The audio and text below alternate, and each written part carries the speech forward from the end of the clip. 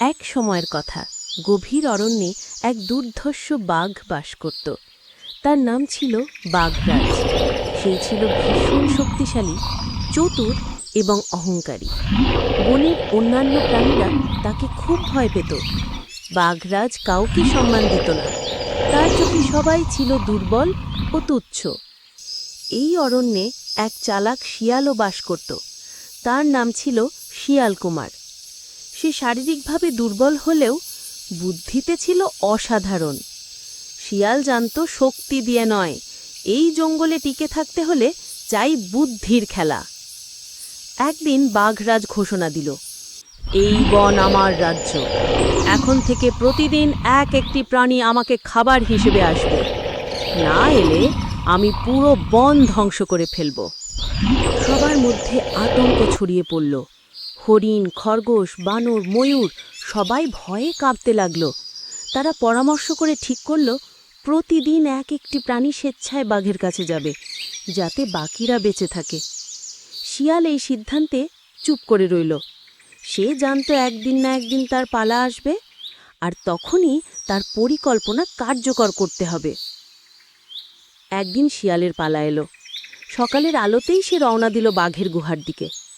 তবে সে ইচ্ছা করেই অনেক দেরি করল। দুপুর গড়িয়ে বিকেল হয়ে গেল, কিন্তু শিয়াল এলো না। বাঘ তখন গর্জন করে উঠল, আজকে শিকার কোথায়?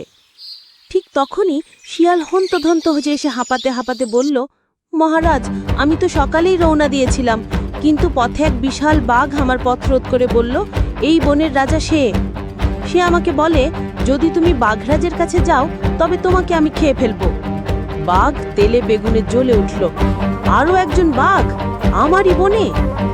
হ্যাঁ মহারাজ, সে বলল আপনি নাকি ভুয়া রাজা। যদি সাহস থাকে তাহলে গিয়ে তার মুখোমুখি হন। বাঘ তখন গর্জে উঠল, চলো আমাকে দেখাও কোথায় সে। শিয়াল তাকে নিয়ে গেল